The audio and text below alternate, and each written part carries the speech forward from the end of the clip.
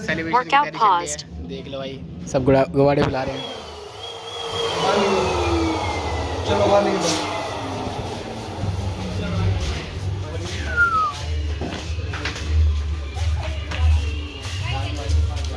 सभी को पता है कि आज 14 अप्रैल है, डॉक्टर भीमराव अम्बेडकर बाबा साहब जयंती है, तो इसी को लेकर आज प्रिपरेशन चल रही है। आप देख सकते हो टेंट लग चुका है, बाकी जितने भी कार्यकर्ता हैं वो भी कार्य कर रहे हैं राइट।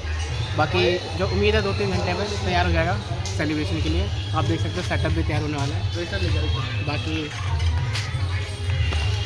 बाकी तीसरी जयंती है जो JB एकता समिति ग्रुप के द्वारा सेलिब्रेट की जा रही है। बाकी सारे कार्यकर्ता यहाँ पे एकत्रित हो चुके हैं, देख सकते हैं।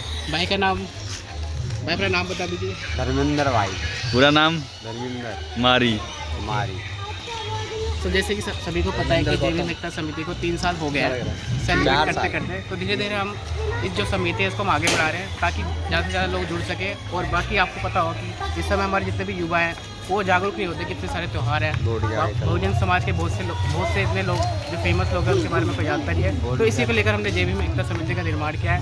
बाकी आज जो हम सेलिब्रेट करेंगे आप यूट्यूब पे भी देख सकोगे, इंस्टाग्राम पर भी और फेसबुक पेज पे भी। हमारा जो ऑफिशियल फेसबुक पेज है डॉक्टर JB एकता समिति, वहाँ पे आप सर्च करके ये सारी वीडियो पा सकते हो। बाकी हमें सपोर्ट करते रहो, बाकी और भी वीडियोस आएंगे अब। Thank you. जोरदार ताली से अभिनंदन करेंगे। आपकी अमर गाथा का गुणगान करता हूँ, हे मानवता के रखवाले आपको प्रणाम करता हूँ। आपके कर्मों से रोशन हुआ है भारत का आंगन, आपकी हस्ती आपके वजूद को नमन करता हूँ। जय भीम भाइयों। बाबा साहब के प्रति आस्था रखने वाले सभी महानुभावों का इस कार्यक्रम में पहुंचने पर स्वागत सत्कार करते हैं। भारतीय इतिहास में आज का दिन स्वर्णिम अक्षरों में लिखा गया है।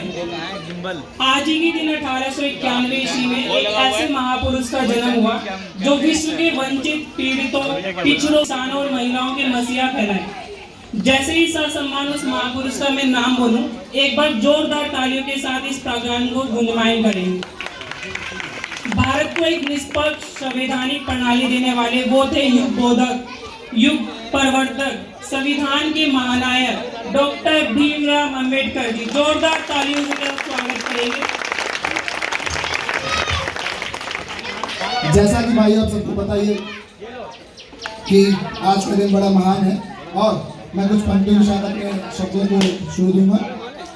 आज का दिन है बड़ा महान, बनकर सूरज चमका एक इंसान, कर गए सबके भले का ऐसा काम। मात्र बोधि शब्द बाबा साहब भीमराव अम्बेडकर जी हैं, उनके लिए जोरदार ताली। जय भीम। जैसा कि हम लोग जानते हैं कि ये कार्यक्रम सदी चला आ रहा है। हमारे सभी लोग, सब समाज के लोग इकट्ठा होते हैं, एकत्रित होते हैं, साहब के विचारों और उनकी व्यवस्थाओं को समझते हैं कि उन्होंने हमारे लिए कितना संघर्ष करा। सिर्फ कुछ वर्गों के लिए नहीं बल्कि विश्व के, जैसा कह सकते हो अपने भारत के हर एक वर्ग, महिला, चाहे वो किसी भी धर्म, जाति, विशेष वर्ग से नाता रखती हो, सबके लिए उन्होंने काम करा। लेकिन अभी भी उनके बारे में हमें जानकारी कम है या हम उनके उपलब्धियों को नहीं पहचान पाते। तो इस कार्यक्रम की वजह से हम अपने विचारों को रखेंगे और साहब के विचारों को आगे बढ़ाने की चेष्टा करेंगे। जी, अब इन्हीं पलों के चलते मैं चाहूंगा कि एक बार यहाँ पर उपस्थित सभी माताओं, बहनों, भाइयों के लिए एक बार जोरदार तालियां हो जाए, क्योंकि आप सभी ने हमारे कार्यक्रम में आके आज के कार्यक्रम की शोभा बढ़ाई है। आपके लिए कुछ पंक्तियां लिखी है मैंने। महक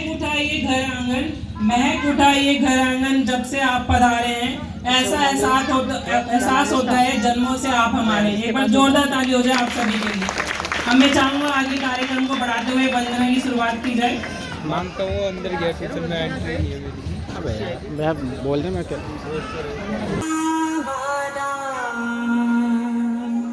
वीरमणि सिक्खापदं समाधियामि सुरामेरय मज्जपमादठाना वीरमणि सिक्खापदं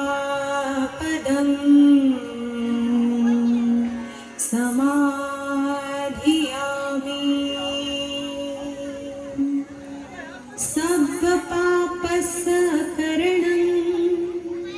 कुशलसम्पदा सचित्तपर्योदपणम् एतं बुद्धानशासनम्।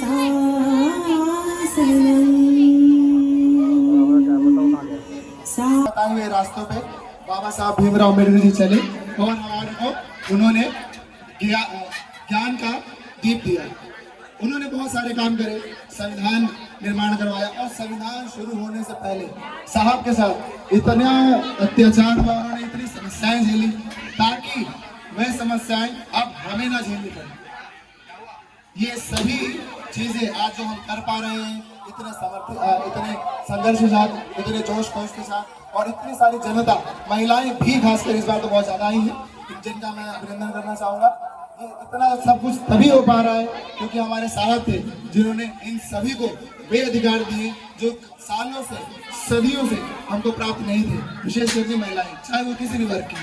तो साहब को आज हम नमन कर रहे हैं, उनके विचारों को जान रहे हैं और उनके बारे में और जानने की चेष्टा हम व्यक्तियों, कुलों और सदियों तक बढ़ाते रहेंगे और चीजों को पहचानते रहेंगे। सम्मा सम्बुद्धस्स नमो तस्स भगवतो अरहतो सम्मा सम्बुद्धस्स। कृपया मैं सभी महिलाओं से, सभी भाइयों से कहना चाहूंगा कि बाबा साहब और गौतम बुद्ध जी की तस्वीर के सामने, ज्योतिराव फुले की तस्वीर के सामने माल्यार्पण करें और कार्यक्रम को आगे सभी महिलाएं एक करके आती जाए और माल्यार्पण या फूलार्पण करते रहे। धम्मं शरणं गच्छामि संघं शरणं गच्छामि द्वितीयंपि बुद्धं शरणं गच्छामि द्वितीयंपि धम्मं शरणं गच्छामि द्वितीयंपि संघं शरणं गच्छामि तृतीयंपि बुद्धं शरणं गच्छामि तृतीयंपि धम्मं शरणं। मेरे बड़े भाइयों से भी अनुरोध है, एक एक करके आते रहिए, भगवान बुद्ध और बाबा साहब की तस्वीर पे माल्यार्पण करते रहे, फूल चढ़ाते रहे, तृतीयंपि संघं एक एक करके आते रहिए, एक एक करके आराम से। शरणं गच्छामि तृतीयंपि धम्मं शरणं गच्छामि तृतीयंपि संघं शरणं गच्छामि पाणातिपाता वीरमणि सिक्खापदं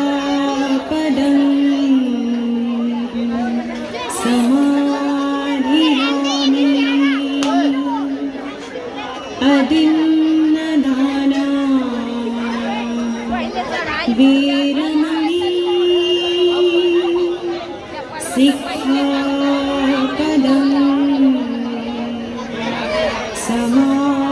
समाधियामि कामेषु मिच्छाचारा वीरमणि तृतीयंपि संघं।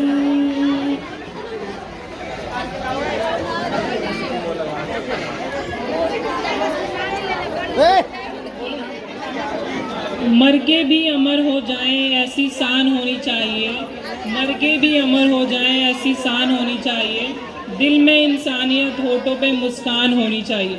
कितनी मजबूत थी कलम के इस सिपाही की ताकत, आज आपकी तालियों में उतनी जान होनी चाहिए। एक बार जोरदार तालियों से स्वागत करेंगे। धन्यवाद। कार्यक्रम को अगले पायदान पे चलते हैं। अब मैं मिस्टर रंजीत को बुलाना चाहूँगा कि वो अपने कुछ विचार व्यक्त करें कार्यक्रम को आगे बढ़ाते हुए।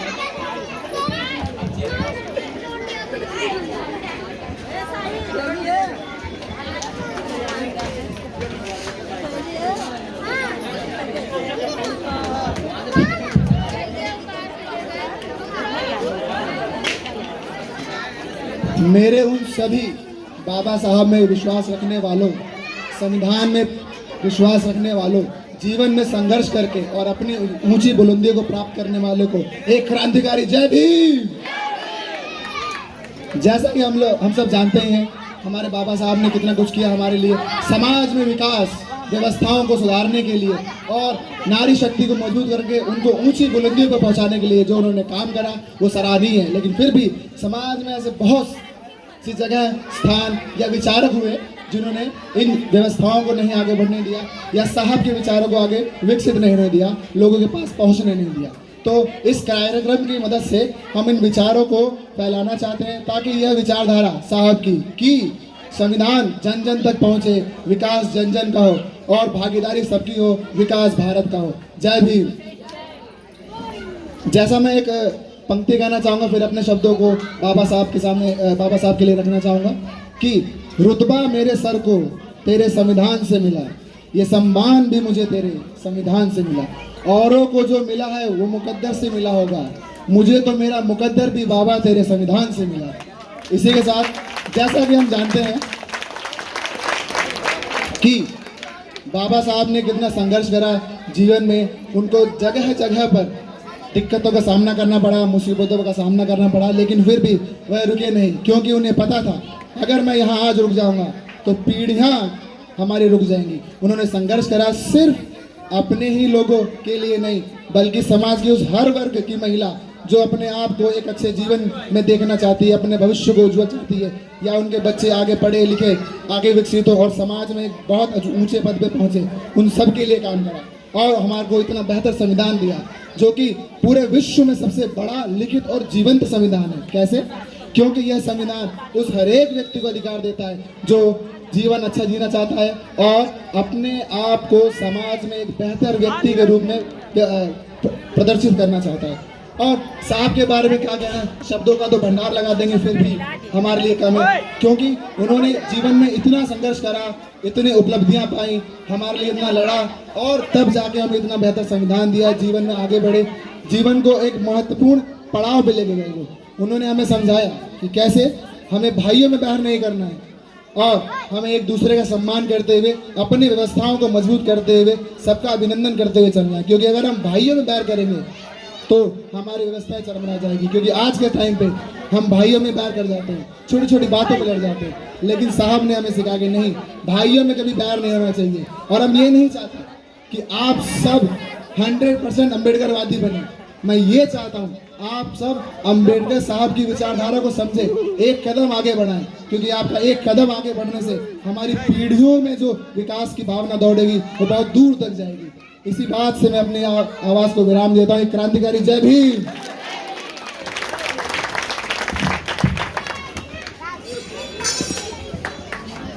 एक बार जोरदार ताली हो जाए रंजीत भाई के लिए। मैं उनकी उज्जवल सोच और विनम्रता को नमन करता हूँ। अब कार्यक्रम को आगे बढ़ाते हुए मैं बुलाना चाहूँगा मिस्टर अंकित को कि वो 2 शब्द व्यक्त करें बाबा साहब के ऊपर और उससे जुड़े विचारों को।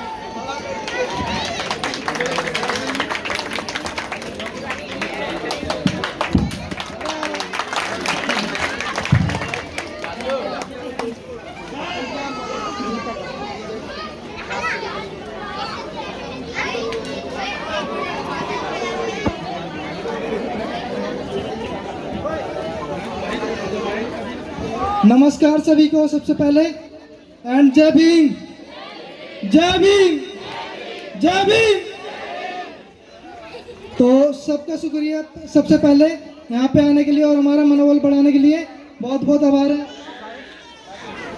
तो आज मैं एक ऐसे व्यक्ति के बारे में बताना चाहूँगा जो हमारे समाज से वंचित हो चुके हैं और ये हमारे देश के एक आदिवासी क्रांतिकारी थे जिनका नाम है बिरसा मुंडा। ये झारखंड के रहने वाले थे। झारखंड के इतिहास में जब जब इनका नाम आता है तो इनका नाम सबसे पहले लिया जाता है और झारखंड के इतिहास में इनको भगवान के रूप में भी जाना जाता है। इनका नाम झारखंड के इतिहास में इनको बिरसा मुंडा के नाम से जाना जाता है, जिसका जिक्र बार बार होने पर वहाँ के युवाओं की आंखों में चमक उठती है और युवा न केवल इनको अपना आइडल मानते हैं बल्कि इनको अपना आइडल बताते भी हैं। इन्होंने न केवल अंग्रेजों के जमकर सामना किया बल्कि इन्होंने अंग्रेजों के खिलाफ जमकर मुकाबला किया और लोहे के चने चबवा दिए थे उनको। और इन्होंने अंग्रेजों के खिलाफ गोरिल्ला युद्ध लड़ा था, जिस कारण अंग्रेजी सरकार इनसे बहुत ज़्यादा परेशान थी और हाल ही में इनको फिर जेल में डाल दिया गया और वहीं पे इनकी मृत्यु कर दी गई थी। आइए इनके बारे में थोड़ा सा और ब्रीफली जानते हैं और इनके बारे में पहचानते हैं। जब इनका जन्म हुआ था तो अंग्रेजी दौर का चरम पे था और आदिवासियों के जमीनों पर कब्जे हो रहे थे। तो जब इनका जन्म हुआ था तो एक कृषि परिवार से पैदा हुए थे और आदिवासी अंग्रेज जितने भी थे सब आदिवासी लोग इनकी जमीनों पर कब्जा कर रहे थे। तो इन्होंने बदला लेने के लिए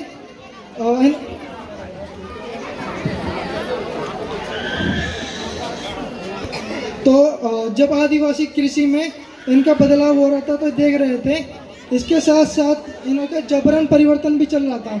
जब जबरन परिवर्तन चल रहा था तो इन्होंने भी ईसाई धर्म को अपनाया और अपना शिक्षा इन्होंने ईसाई धर्म में ली। अपना धर्म परिवर्तन करते जब इन्होंने अपनी शिक्षा ग्रहण कर ली तब इन्होंने अपना धर्म परिवर्तन वापस किया और अपने लोगों को जागरूक किया ताकि वो अंग्रेज के खिलाफ लड़ सकें।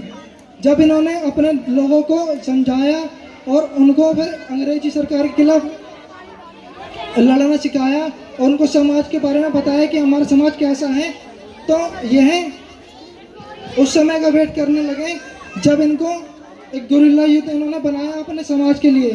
गोरिल्ला युद्ध में इन्होंने अंग्रेजों के खिलाफ ऐसा युद्ध लड़ा कि इन्होंने उनको लोहे के चने चबवा दिए थे और साथ ही फिर कुछ ऐसे लोग होते हैं उनके ग्रुप में जो इन्हों के खिलाफ हो गए थे और अंग्रेजी सरकार के आगे उन्होंने घुटने टेक दिए थे। और साथ ही फिर इसके बाद इनको जेल में डाल दिया गया था और वहीं पे इनकी मृत्यु हो गई थी। मरते मरते उन्होंने एक बात कही थी अपने कि अपनों से मत लड़ो बल्कि अपने हक के लिए लड़ो उनसे जिन्होंने तुम्हारे अधिकारों को कब्जा किया हुआ है। इसी के साथ अपने भाषण को अपने विराम दूंगा। धन्यवाद। एक बार जोरदार ताली हो जाए अंकित भाई के लिए, काफी अच्छे विचार प्रस्तुत किए उन्होंने।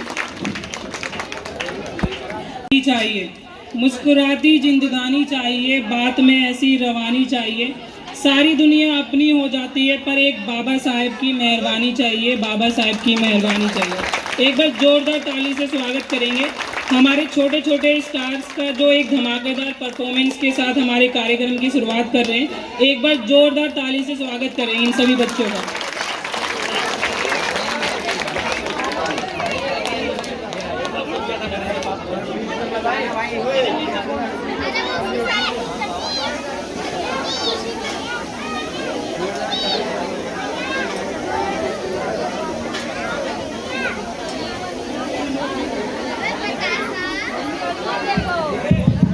कृपया शांति बनाए रखें। बच्चों का एक छोटा डांस है, भीम जी का समर्पित है ये हमारा डांस और बच्चे बहुत ही कुशलता से तैयारी करके आए हैं, तो कृपया उनका समर्थन भी करिएगा। एक बार जोरदार तालियां हमारे बच्चों के लिए।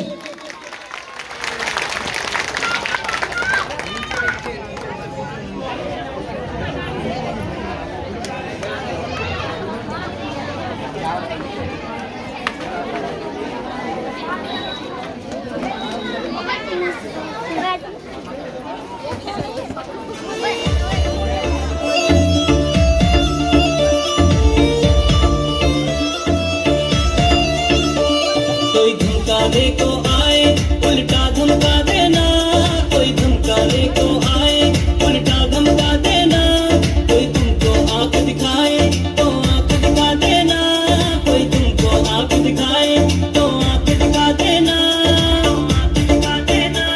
हम भीमराव के बच्चे हैं उनको समझा देना, हम भीमराव के बच्चे हैं उनको समझा देना, समझा देना। वो संविधान निर्माता पहचान बता देना, वो भारत माँ के विधाता उनको बतला देना, उनको बतला देना।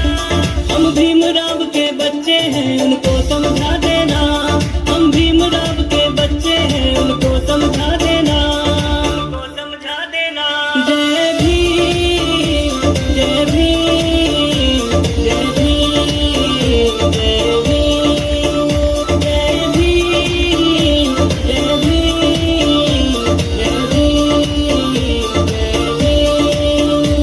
वो भीमराव जिसने है ये संविधान बनाया, वो भीमराव जिसने है ये संविधान बनाया, हमको अधिकार दिलाए और जीना हमें सिखाया, हमको अधिकार दिलाए और जीना हमें सिखाया, और जीना हमें सिखाया। वो नारी मुक्ति दाता एहसान जता देना, वो नारी मुक्ति दाता एहसान जता देना, एहसान जता देना। हम भीमराव के बच्चे हैं उनको समझा देना, हम भीमराव के बच्चे हैं उनको समझा देना, उनको समझा देना।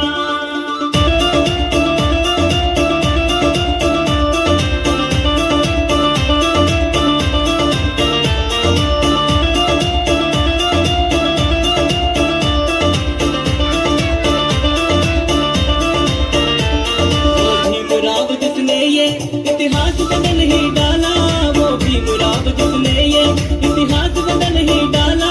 हम सबकी लड़ी लड़ाई हर घर में किया उजाला, हम सबकी लड़ी लड़ाई हर घर में किया उजाला, हर घर में किया उजाला।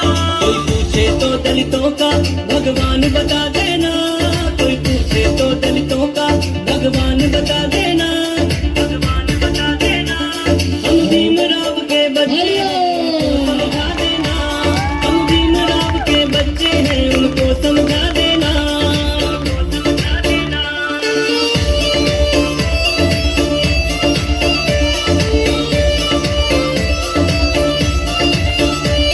उस फूले के अनुयायी मेरे बाबा साहब थे, उस फूले के अनुयायी मेरे बाबा साहब थे। वो बुद्ध धर्म के सच्चे और बड़े उपासक थे, वो बुद्ध धर्म के सच्चे और बड़े उपासक थे, और बड़े उपासक थे। विजय सैनी के गीतों की तुम जान बता देना, विजय सैनी के गीतों की तुम जान बता देना, तुम जान बता देना। भीमराव के बच्चे हैं उनको समझा देना, हम भीमराव के बच्चे हैं उनको समझा देना, उनको समझा देना। जोरदार तालियां तालियां रुकनी नहीं चाहिए बच्चों के लिए।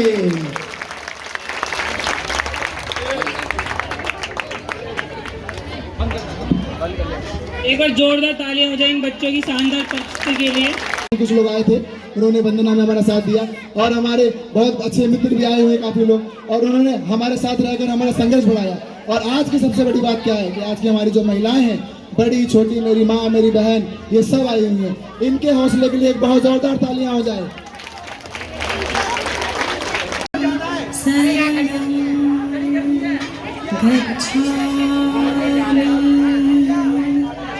तत्यंपि धम्मं शरणं गच्छामि।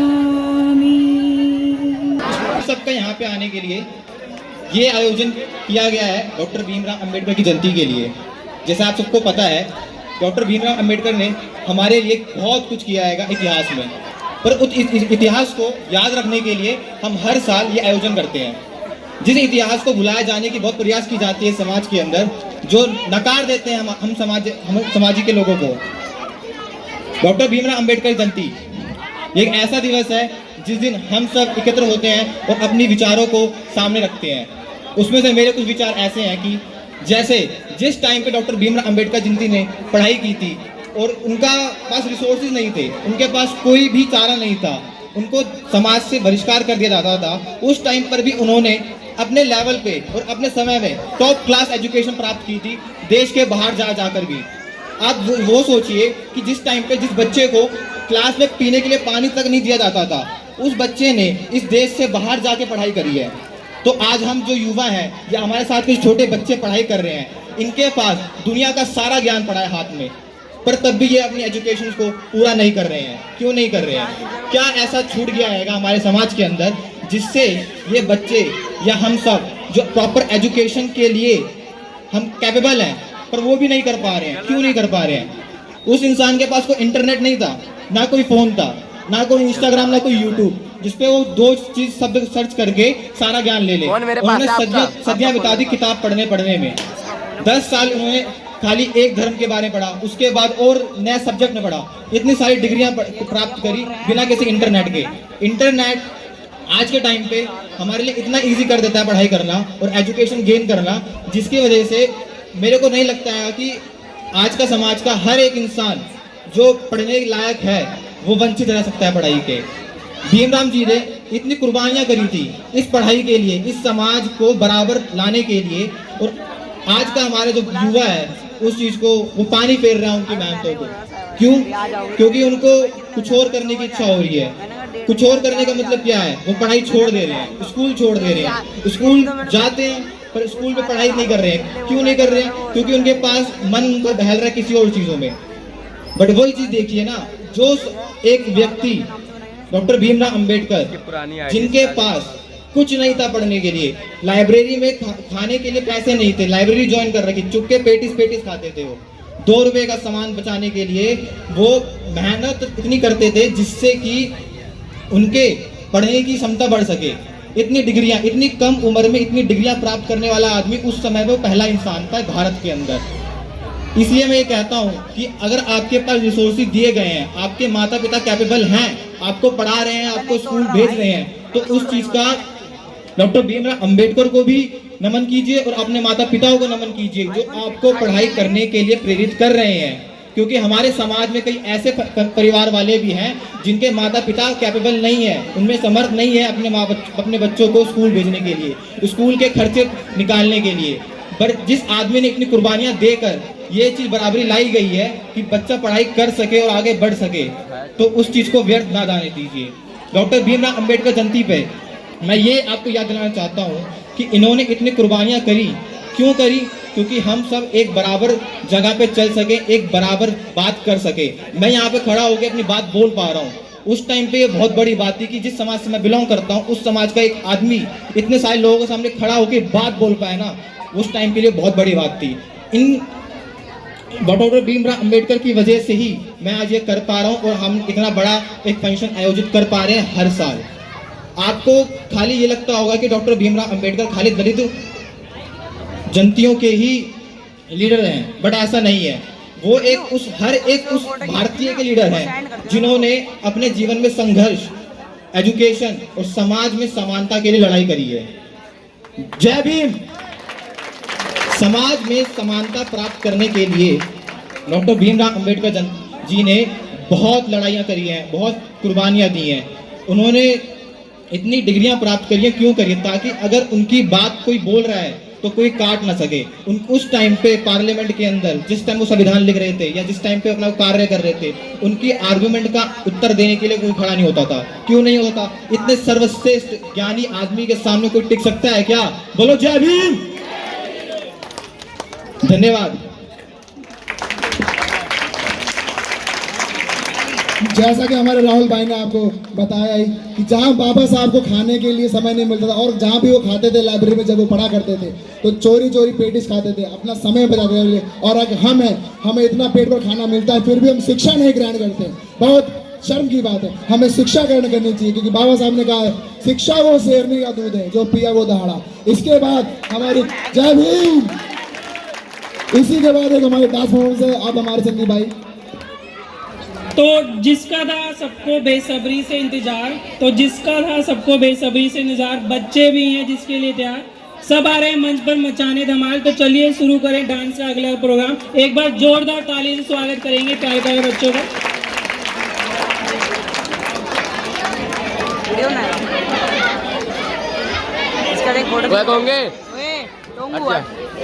एक बार जोरदार तालियों से बच्चों का हौसला बुलंद करेंगे।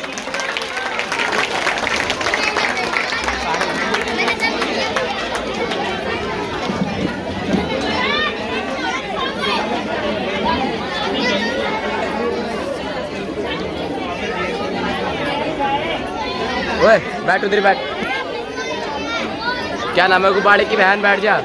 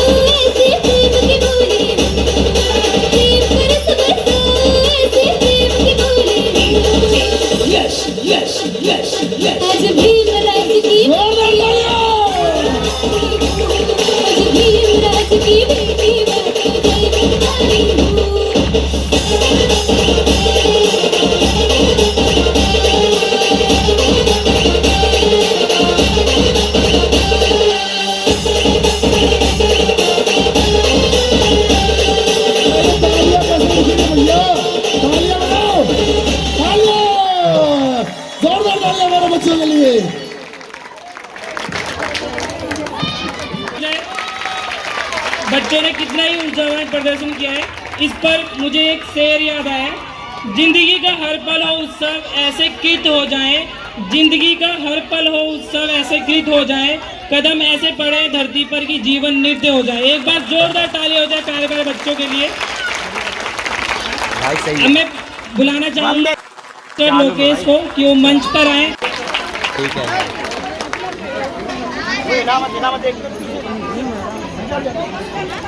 जय भीम भाइयों, कैसे हो आप सब? और मैं आप सबका स्वागत करना चाहूँगा कि आज इस समारोह में आप सभी शामिल हुए और बताना चाहूँगा भीमराव अंबेडकर जी के बारे में। आज के समय में आपने देखा होगा कि बहुत लोगों के मन में सवाल होता है कि जो हमारे अंबेडकर जी हैं उन्होंने हमारे लिए किया ही क्या है। अगर कोई भी आपसे पूछे कि अंबेडकर जी ने किया ही क्या है तो उन्हें बस ये बोल देना, सबसे पहले उन्होंने किया महिलाओं के बारे में। आज ने देखा होगा आपने कि बहुत सी महिलाएं आज कामकाज में शामिल हो गई, यानी कंपनियों में काम करती हैं और उन्हें छुट्टियों की भी ज़रूरत होती है। तो उन्होंने क्या किया, और आज के समय में जो महिलाएं काम करती हैं उन्हें समान वेतन पहले नहीं दिया जाता था, लेकिन आज के समय में जब संविधान लागू हुआ सभी को समान वेतन भी मिलने लगा। और जब गर्भवती यानी कि जो गर्भवती महिला है उन्हें कंपनियों में छुट्टियां भी दी गई। और इसके साथ साथ उन्होंने सबसे बड़ा एक अधिकार लाया, समानता का अधिकार, जो कि आज के समय में बहुत जरूरी है, क्योंकि पहले की जो धारणा है वो असमानता को बढ़ावा देती है, लेकिन आज के समय में समानता को बढ़ावा देने के लिए समानता का अधिकार लाया गया।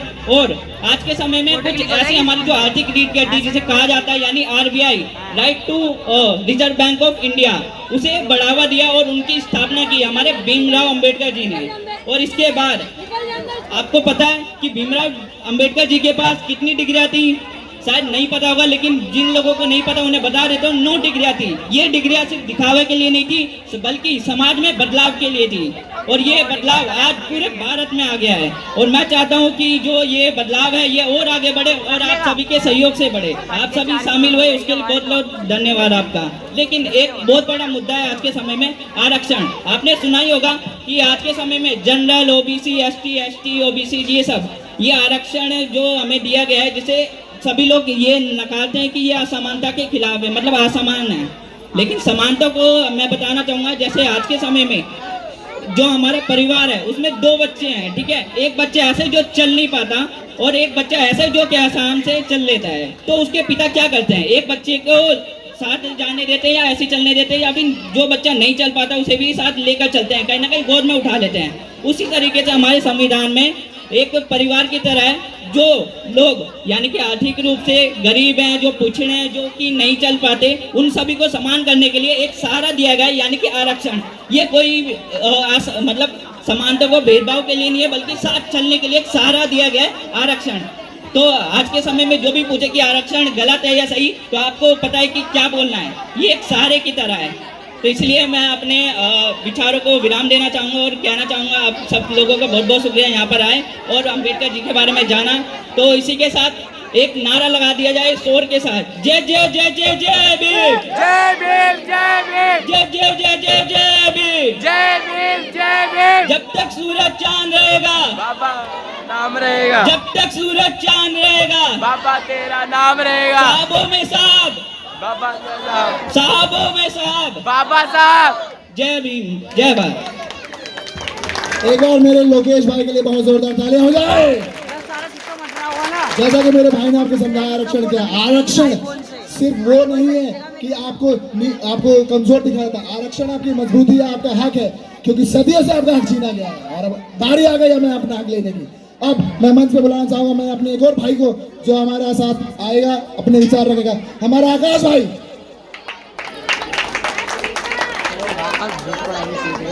पता है, इसे खोलूं। आकाश भाई। जय भीम, जय भारत।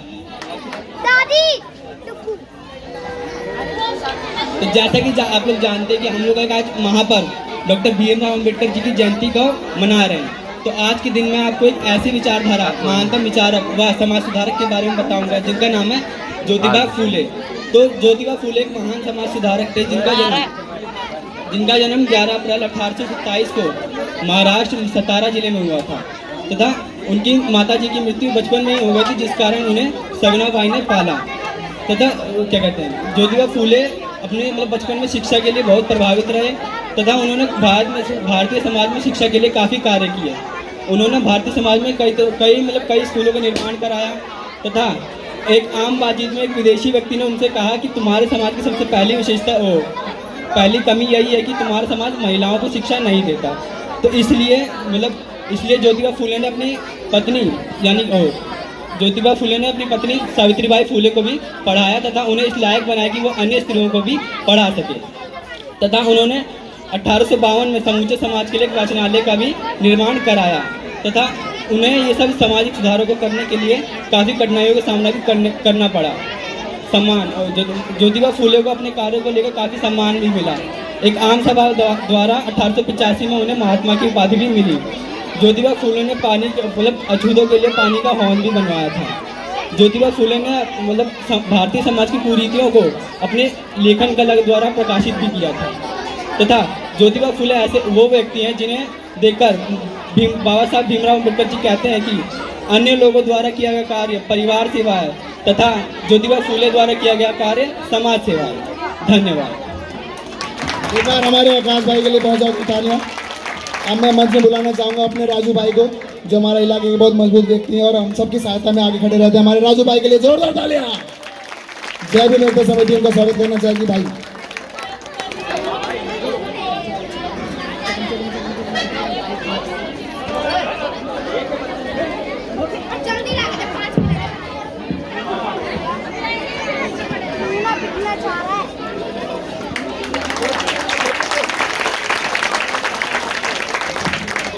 दो शब्द कहेंगे भाई। पहले तो सभी को मेरी राम राम। जितनी भी माताएं बहनें बैठी हैं, देखो मैं बोलना नहीं जानता, लेकिन जो भी बोलूँगा ना ऐसा बोलूँगा कि आप लोगों को अच्छा लगे। पहले तो हम एक दूसरे को सम्मान दें, मेरी तो आदत ये है जी। और अगर आपको कहीं थोड़ा बहुत गुस्सा आ रहा है ना, हंस के किसी की तरफ प्यार से देख लो। ये मोहल्ला मेरा ना परिवार की तरह है। मैं यहाँ हमेशा घूमता रहता हूँ और मेरे को तो बड़ा अच्छा लगता है। ये पिछली साल भी प्रोग्राम किया था इन भाइयों ने और इस बार भी। और मैं कभी भी राजनीति से कहते होंगे कि रखता हूँ संबंध, लेकिन नहीं, मैं तो प्यार की तरह चलता हूँ। मेरे को कहीं देखा भी नहीं होगा कोई राजनीति बात करते हुए। तो मैं तो सभी को फिर नमस्कार करूँगा और जय भीम। मेरे भाई के लिए एक जोरदार तालियां। इस समिति ने इतना बड़ा काम करा है और जन जन को जगाने का काम कर रही है हमारी समिति। और अब मैं मंच में बुलाना चाहूंगा हमारी समिति के अध्यक्ष मिस्टर राजू भाई को। राजू भाई जहां भी मंच पे आ जाए, हमारे राजू भाई उर्फ हमारे लीडर के लिए जोरदार तालियां।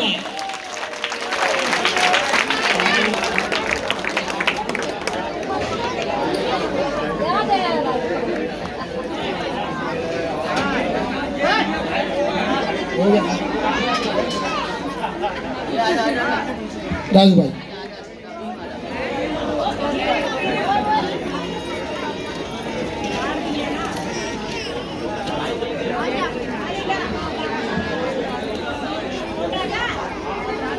सभी को जय भीम नमो बुद्धाय मेरी तरफ से। जैसा कि सभी लोगों ने आज बाबा साहब के बारे में बताया है कि बाबा साहब कितने पढ़े लिखे थे, इन्होंने हमारे समाज के लिए क्या क्या किया, तो उसी प्रकार मैं बाबा साहब डॉक्टर भीमराव अंबेडकर जी के जीवन पर छोटा सा प्रकाश डालना चाहूँगा कि बाबा साहब का हमारे समाज में क्या योगदान रहा है। हम सभी जानते हैं कि बाबा साहब का जीवन बहुत ही कठिन परिश्रम में रहा है। उन्होंने किस प्रकार से परेशानियों को झेला है। वह चाहते तो कुछ समय बाद जब उनकी परिस्थितियाँ ठीक हो गई थी, वे बाहर विदेशों में रहकर अपने जीवन को अच्छा कर सकते थे, किंतु उन्होंने ऐसा नहीं किया, क्योंकि वे चाहते थे कि सिर्फ वही आगे ना बढ़े, पूरा समाज आगे बढ़े, हमारा देश आगे बढ़े। बुद्धिज्म में एक शब्द है बोधिसत्व। वह क्या होता है? जैसा कि महात्मा बुद्ध को सब लोग कहते हैं कि ऐसा मानते हैं कि उनको जीते जी मोक्ष प्राप्त हो गया था, किंतु वह चाहते थे कि जो मोक्ष उन्हें प्राप्त हुआ है वह केवल उन्हीं तक सीमित ना रह जाए, वह सभी लोगों तक पहुंचे। इसी को बोधिसत्व कहा जाता है कि इंसान सिर्फ अपने लिए ना जिए, सभी के लिए जिए। अगर वह सक्षम है तो दूसरों के लिए भी करे। तो अगर कोई समाज में सच्चा बोधिसत्व हुआ है तो वह है हमारे डॉक्टर बाबा साहब भीमराव अंबेडकर जी। इसी के साथ नमो बुद्धाय, जय भीम, धन्यवाद।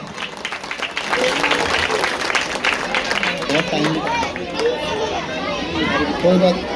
हमारे राजू भाई ने हमको बहुत समर्थन दिया। हमारी समिति के अध्यक्ष एक बार राजू भाई के लिए जोरदार तालियां। आप संदीप भाई कुछ कहिए। एक बार जोरदार ताली हो जाए राजू भाई के लिए। रंग रंगीलो देश से मारो, सो रंग है मारे देश माँ, कर से था कि आप भगत पधारो मारे देश माँ। सोने की धरती अटे चांदी रो आसमान, सोने की धरती अटे चांदी रो आसमान, रंग रंगीलो रस भरियो मारो प्यारो राजस्थान। प्यारे राजस्थान से जुड़ी हुई धमाकेदार डांस परफॉर्मेंस के लिए प्यारी प्यारी बच्चियों के लिए एक बार जोरदार तालियों से स्वागत करेंगे।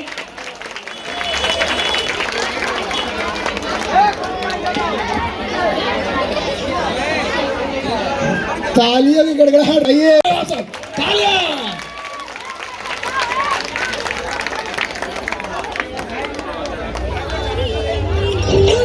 छे नक्की डलिए वो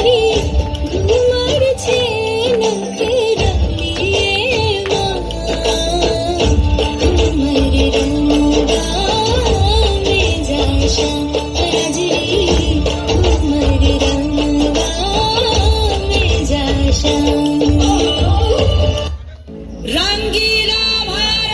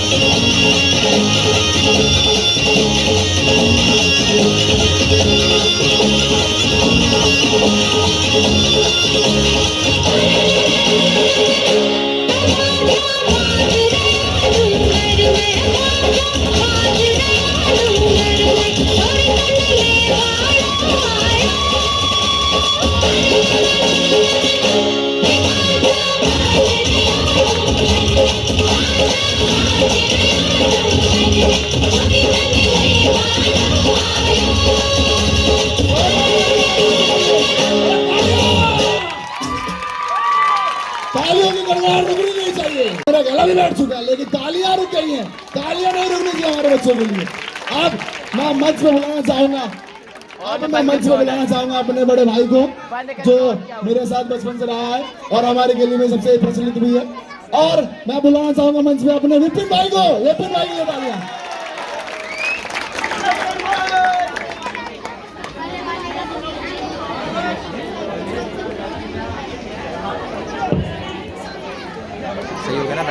सबका स्वागत है और आज बड़ी खुशी की अनुभूति होती है जब आप सबको देखता हूं कि एक ऐसी सभा में जो दलित, आदिवासी, पिछड़े, इन सब के हक के लिए आवाज़ उठाने वाले लोगों द्वारा आयोजित की गई है। इसमें इतना बड़ा जन सैलाब आता है तो देख के काफ़ी खुशी होती है। एक ज़माना वो था जब पिछड़े और आदिवासियों की बात तो छोड़ो, उनके लिए कुछ सोचना और करना काफ़ी दूभर लगता था।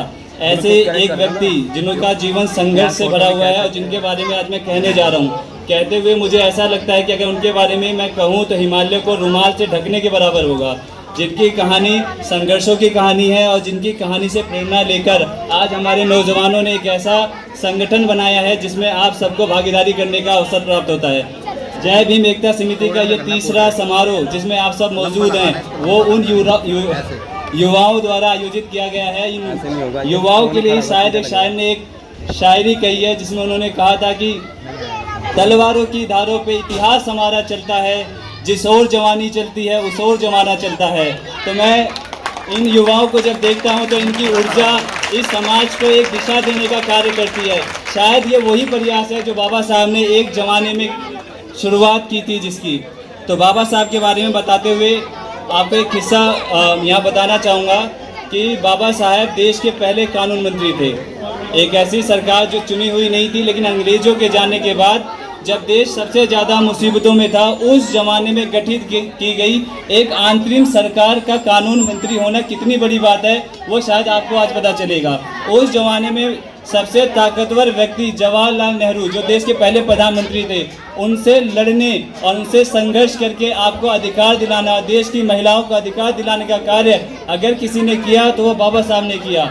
आज आप सब अगर देखते हैं, हमारी महिलाओं को जो एक अधिकार प्राप्त है कि अगर उनका पद, जो पुरुष हैं, अगर पुरुष की स्त्री जिंदा है तो वो दूसरा विवाह नहीं कर सकता।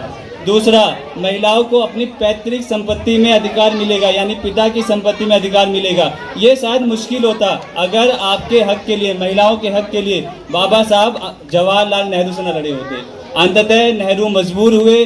1956 में जाके आप सबको हिंदू मैरिज एक्ट के तहत यह अधिकार दिया गया कि कोई भी पुरुष अपनी पत्नी के होते हुए दूसरा विवाह नहीं करेगा जब तक या उसे तलाक ना दे या छोड़े ना। पहले बहुपत्नी विवाह बहुत प्रचलित थे।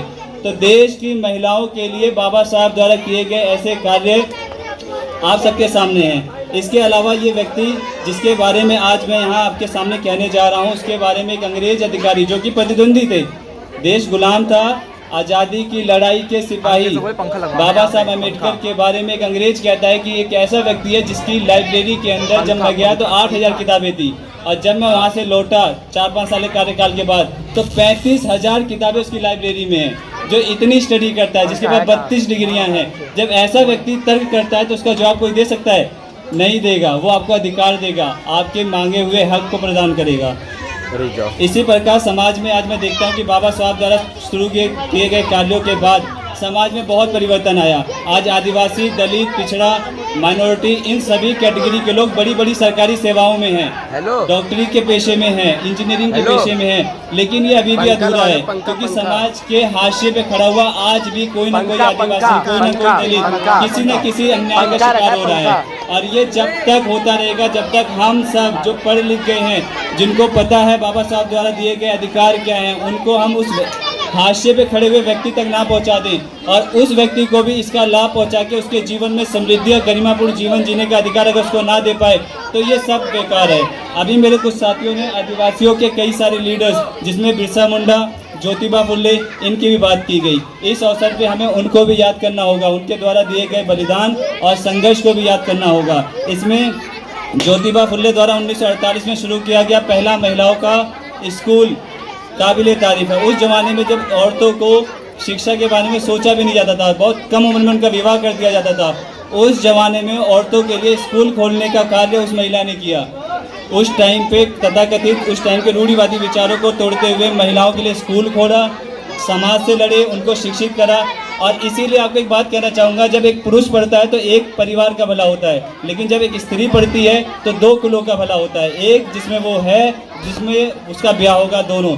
इसलिए स्त्री के लिए संस्कृत में एक शब्द का प्रयोग किया गया है जिसमें दुहिता कहा गया है। दुहिता मतलब 2 कुलों का हित करने वाली। इसीलिए महिलाओं द्वारा खोले गए पहले स्कूल और उनके द्वारा शुरू की गई महिलाओं की शिक्षा के लिए मैं उनको बहुत बहुत नमन और याद करता हूँ। इसके अलावा मेरा एक छोटा सा कंसर्न आज के युवाओं के लिए है कि जब देश के अंदर कुछ भी नहीं था तो आदिवासी समाज, दलित समाज, पिछड़ा वर्ग, माइनॉरिटी इतनी तरक्की करी, संविधान रचा और बड़े बड़े पदों पे गए। आज हमारे पास सब कुछ है, इंटरनेट है, स्कूल है, स्कूलों में पहुंच है, आरक्षण है, उसके बावजूद हमारे युवा जो हैं वो उन सुविधाओं का लाभ उठाकर तरक्की के रास्ते में बढ़ने में मेरे ख्याल से काफ़ी उनके मन में संकोच है, क्योंकि वो टेक्नोलॉजी का जो प्रयोग है उस हिसाब से नहीं कर रहे जिस हिसाब से करना चाहिए। उनके हाथ में आज फ़ोन है, इंटरनेट है, उस फ़ोन और इंटरनेट का इस्तेमाल वो गेम खेलने के लिए करते हैं। इसी समाज में रहते हुए मैं बहुत खुशकिस्मत हूँ कि मैं स्लम एरिया में रहता हूँ, उसके बावजूद भी यहाँ पे 0 FIR दर्ज होती है साल भर में। पुलिस का आना नगण्य है, कभी पुलिस यहाँ नहीं आती है। एक ऐसा समाज है जो काफ़ी सभ्य है, यहाँ पे लड़ाई झगड़े जातिवाद ऐसा देखने कुछ भी नहीं मिलता। इसके बाद भी क्या वजह है कि मेरे समाज से, मेरे मोहल्ले से, मेरी गली से लोग बड़े ऊंचे पदों पे नहीं जाते? कारण केवल एक ही है कि हम भ्रमित हैं। भ्रमित किस लिए हैं? क्योंकि हम टेक्नोलॉजी का सही प्रयोग नहीं करते। शाम के टाइम कतार लगा के लड़के खड़े होते हैं, अपने फ़ोनों में PUBG जैसे गेमें खेलते हैं। क्या उस टेक्नोलॉजी का इस्तेमाल सकारात्मक दिशा में अपनी ज्ञान की वृद्धि में नहीं किया जा सकता? अगर हम वो करेंगे तो समाज आगे बढ़ेगा। जब हम आगे बढ़ते हैं समाज आगे बढ़ता है। पहले हम बढ़ेंगे जब तो समाज को आगे बढ़ाएंगे। तो मैं इस पूरे संबोधन में अपने युवाओं से यही अपील करूंगा कि अगर हम यहाँ कुछ सीखने आए हैं, किसी से प्रेरणा लेने आए हैं, तो हमें इस बात को लेकर जरूर प्रेरित होना चाहिए कि जो हमसे पहले की जो पीढ़ी है उसके द्वारा किए गए कार्य कहीं निरर्थक साबित ना हो, क्योंकि उन कार्यों को आगे पहुँचाने की जिम्मेदारी आपके पास है और आपके हाथ में फ़ोन है और उस फ़ोन में PUBG जैसी गेमें हैं। तो मैं कोशिश करूँगा उन फ़ोन के अंदर सकारात्मक चीज़ों का इस्तेमाल करें, साथ में किताबें जो आपकी प्रिय मित्र बन सकती हैं उसका इस्तेमाल करते हुए अपने ज्ञान में ऐसा अर्जन करें कि आप समाज की उस बुलंदियों पे पहुंचे जहां से आपको नीचे उतारने की कोई सोच भी न सके। आज देश के सबसे बड़े पद पे एक महिला बैठी है, वो महिला एक आदिवासी है। शायद ही किसी ने सोचा होगा कि देश के सर्वोच्च पद पे कभी कोई आदिवासी महिला बैठेगी। देश की राष्ट्रपति द्रौपदी मुर्मू की बात कर रहा हूँ मैं। वो देश की एक ऐसी महिला है जो आदिवासी समुदाय से आती है। आदिवासी का मतलब होता है जो सबसे पुराना व्यक्ति होता है, और समाज में आए हुए बाद के व्यक्तियों ने उस व्यक्ति को बड़ा प्रताड़ित किया है, उसकी ज़मीनें छीनी, उसका हक छीना, उसको दबा के रखा। लेकिन द्रौपदी मुर्मू एक जीती जागती मिसाल है कि उन्होंने शिक्षा का ऐसा प्रयोग करा और अपने कौशल दिमाग भगवान के द्वारा दी गई बुद्धि शिक्षा के बल पे आज देश के सर्वोच्च पद पे काबिज है। तो आप सबके पास भी ये मौका है। तो मैं उम्मीद करूँगा आप सब भी उसके लिए कोने से अपनी शिक्षा की बदौलत देश के सर्वोच्च पदों पे काबिज होने का अवसर प्राप्त करेंगे। हमें समाज को आपके ऊपर गर्व करने का एक और मौका देंगे। इन्हीं शब्दों के साथ मैं अपनी वाणी को विराम देता हूँ। आप सबका बहुत बहुत धन्यवाद।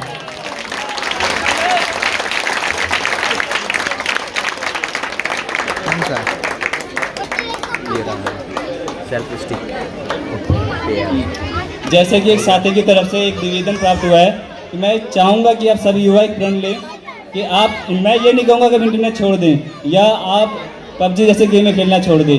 मानसिक विकास के लिए हर एक एडवेंचर करना बहुत ज़रूरी होता है, पर कोशिश करें इसके समय को कम करके बाकी समय को सकारात्मक ऊर्जा के साथ सही कामों में आप लगाएंगे। तो मेरे हिसाब से आप सबको प्रण लेना चाहिए कि आप टेक्नोलॉजी का दूसरे मैनर में भी प्रयोग करेंगे, सिर्फ मौज मस्ती के लिए नहीं, ज्ञान अर्जन के लिए भी करेंगे।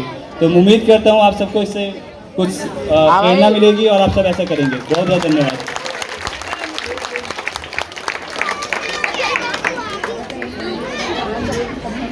तू समझने तेरी आईडी मेरे पास है। मैं तो गेम ही नहीं खेलता। समाज को जागृत करा और टेक्नोलॉजी का सदुपयोग कैसे किया जाता है वो समझाया। अब मैं मंच में बुलाना चाहूँगा हमारे बड़े बुजुर्गों को जो आएंगे मंच पे और दो शब्द कहेंगे। जवाहर अंकल की मैं बात कर रहा हूँ। जवाहर अंकल जी मंच पे आ जाइए आप। जवाहर अंकल जी के लिए लो जोरदार तालियां।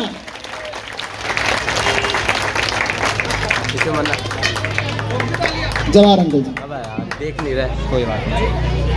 तथागत भगवान बुद्ध के चरणों में श्रद्धा सुमन अर्पित करते हुए आरक्षण के जनक छत्रपति शिवाजी महाराज के छत्रपति साहू जी महाराज के चरणों में श्रद्धा सुमन अर्पित करते हुए महात्मा ज्योतिबा फूले, माता सावित्रीबाई फूले, संत रघुदास, सभी संत महापुरुषों के चरणों में नमन करते हुए मैं छोटी सी बात कह रहा हूँ कि आज हमारे बच्चे या कोई भी हो, कुछ नहीं, जब कम से कम अपने महापुरुषों, अपने समाज के महापुरुषों के बारे में जाने। जैसे हमारे महापुरुष संत गाड़गे महाराज, संत गाड़गे महाराज एक धोबी समाज से थे, लेकिन धोबी समाज भी उनको नहीं जानता। छत्रपति शिवाजी महाराज ये हमारे सरदार उधम सिंह ऐसे थे जो जलियांवाला बाग के कांड को देख के 13 साल की उम्र में ही प्रतिज्ञा करी थी और जाके उन्होंने लंदन में जाके बदला लिया 25-26 साल की उम्र में। तो कम से कम अपने हमारी रानी झलकारी बाई है, उदा देवी पासी, ऐसी महिलाएं हैं जिन्होंने 32 अंग्रेजों को मार गिराया, लेकिन आज उनका इतिहास उनके समाज के लोग ही नहीं जानते। हमारे समाज में एक सी महिला है, जैसे हमारी नागेली हुई सवरनपुर केरल में, वैसी महिला थी जिन्होंने स्तन ढकने के लिए देश के लिए लड़ा, देश के लिए अपना स्तन काट के दिया। नहीं, महिलाओं को स्तन ढकने का अधिकार नहीं था। तो इसलिए हम कहते हैं थोड़ा बहुत अपने इतिहास के बारे में, अपने महापुरुषों के बारे में जानकारी रखो। हम जिस समाज से हैं उनमें थोड़ी बहुत जानकारी रखो। जय भीम, जय भारत। हमारे जवाहर अंकल के लिए जोरदार तालियां हो जाए। जैसा कि इन्होंने समाज को ये समझाया कि हम सिर्फ 2-4 लोग ही नहीं थे, समाज में और भी असंख्य लोग हुए जिन्होंने समाज को मजबूत बनाने के लिए और समाज में संघर्ष करने के लिए काम किया। हम जानते हैं कि उन्होंने बहुत संघर्ष करा, सिर्फ एक ही नहीं है, ये संघर्ष सदियों से चला आ रहा है और इस संघर्ष में सबसे मजबूत हमारे व्यक्ति हैं साहब अम्बेडकर जी। इनके पीछे सब अम्बेडकर जी ने बहुत सारे चीजों को पढ़ा, लोगों को जाना, समझा, उनसे प्रेरणा ली, तब जाके हमें ये संविधान दिया और हमें अधिकार दिया कि हम मंच पे खड़े होके अपने बारे में, अपने साहब के बारे में, अपने समाज के बारे में बोल पाए।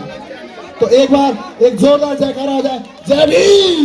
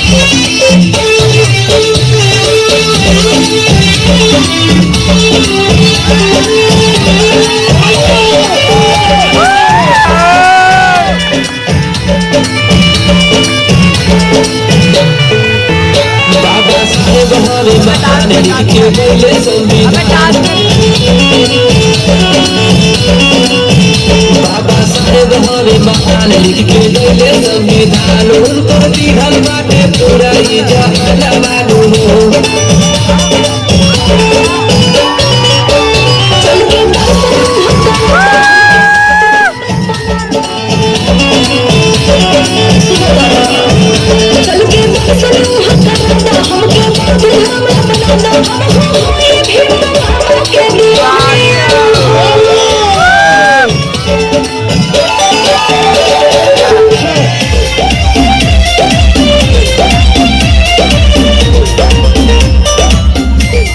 हेलो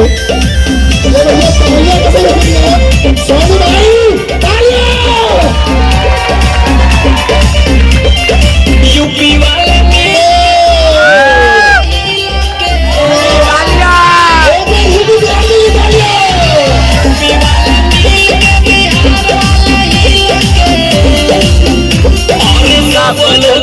चल जाई 14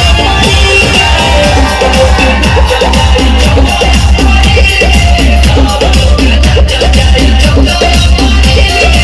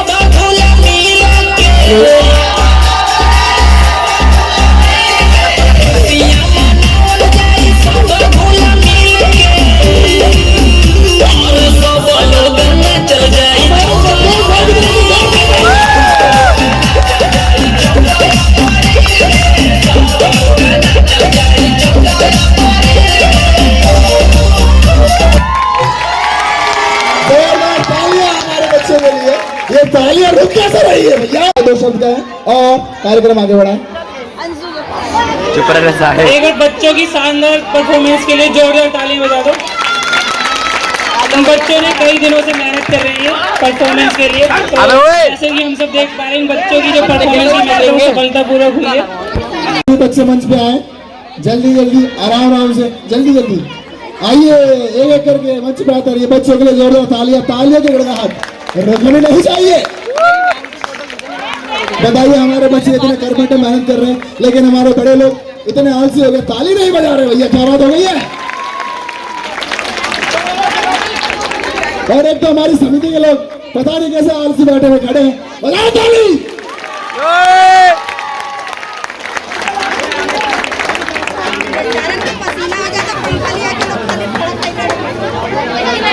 हाँ वाली भी है। अब भाई सामने से तो हट जाओ, सामने से तो हट जाओ। ऑन है।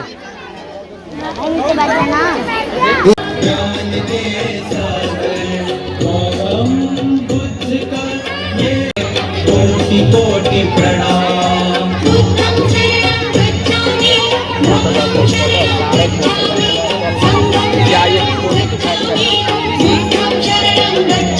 मुझे जीना सिखाया है, मुझे हंसना सिखाया है, मैं मरता था भी मुझे ने बचाया है।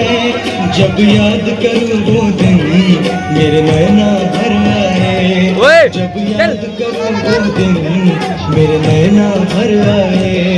दिन रात होठों पर बस भीम नाम आए, दिन रात होठों पर बस भीम नाम आए। मेरे दिल में मेरे दिल में तन में मेरे कुंजी समाए हैं, मेरे दिल में तन मन में। अरे हमारे लीडर की एक बार जोरदार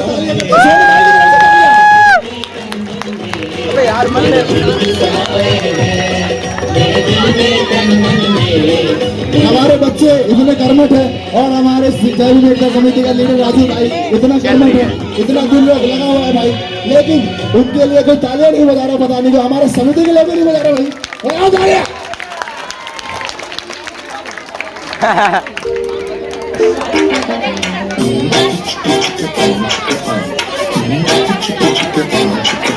बीच बीच में हम एडवर्टीजमेंट भी चला रहे हैं ताकि मनोरंजन बना रहे। आगे पीछे से अभी कोई कार्यक्रम बिल्कुल सही चल रहा है, शांति में और जोशो खरोश चल रहा है। और हमारे जैविक एकता समिति के लीडर राजू भाई सम्मानित कर रहे हैं बच्चों को, और हमारी पब्लिक उनको देखकर और भी बहुत ज्यादा खुश हो रही है।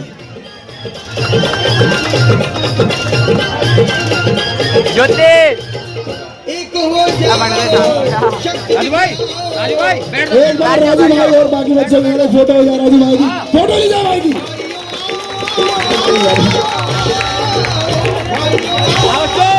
बच्चों इधर देखो, बच्चों इधर इससे लू गया एक फोटो। आओ इससे लो एक फोटो। धीरे धीरे आगे से खाली कर दीजिए, समिति आ जाओ। शक्ति दिखलाओ, एक हो जाओ, शक्ति दिखलाओ भाइयों। अब मैं चाहूंगा जितने भी हमारे समिति के लोग हैं वो कृपया मंच खाली करें और बच्चों को जाने के लिए जरा सा दें। प्यारे बच्चों,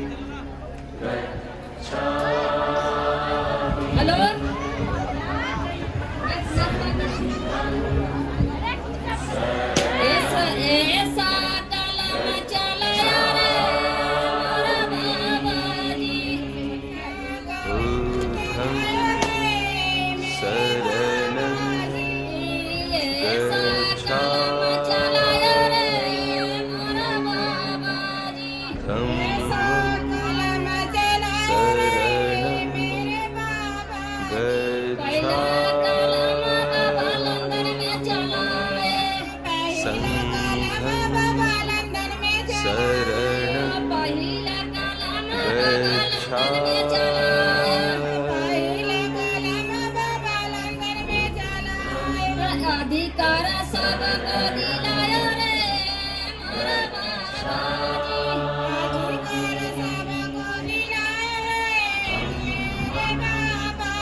अधिकार सबको दिलाया रे मोरा बाबाजी, अधिकार सबको दिलाया रे मेरे बाबाजी, ऐसा कलम चलाया रे मोरा बाबाजी, ऐसा कलम चलाया रे मेरे बाबाजी, ऐसा कलम चलाया रे मोरा बाबाजी, चलाया रे दूसरा कलम ताल में चलाए, दूसरा कलम ताल में चलाए, घर घर पानी पिलाया रे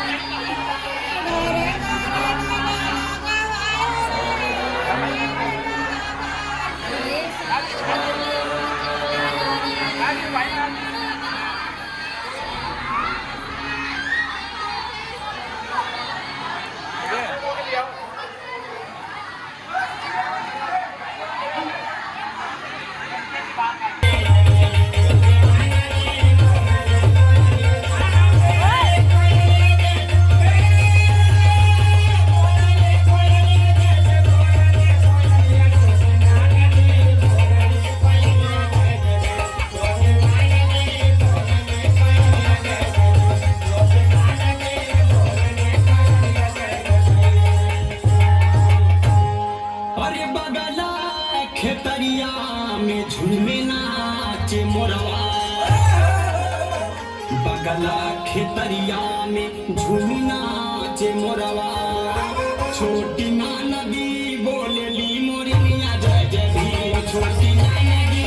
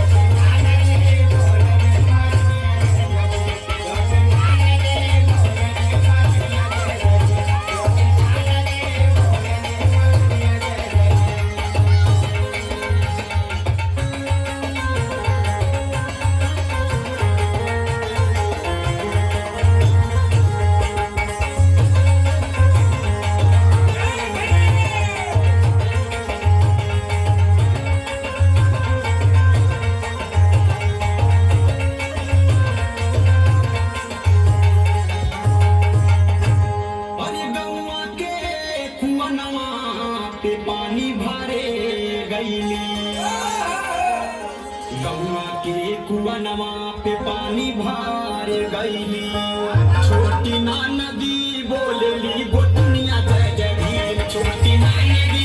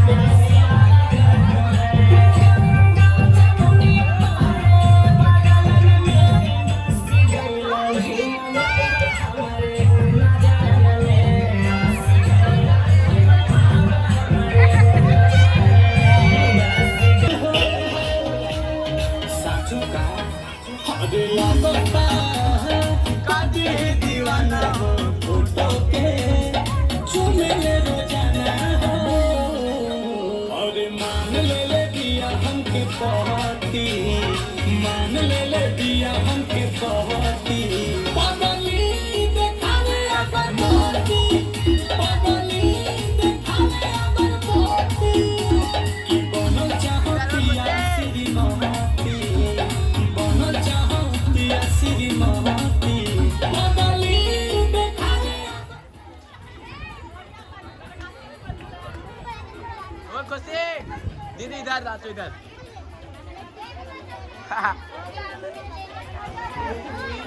पता है मेरे को बंद करवा देंगे।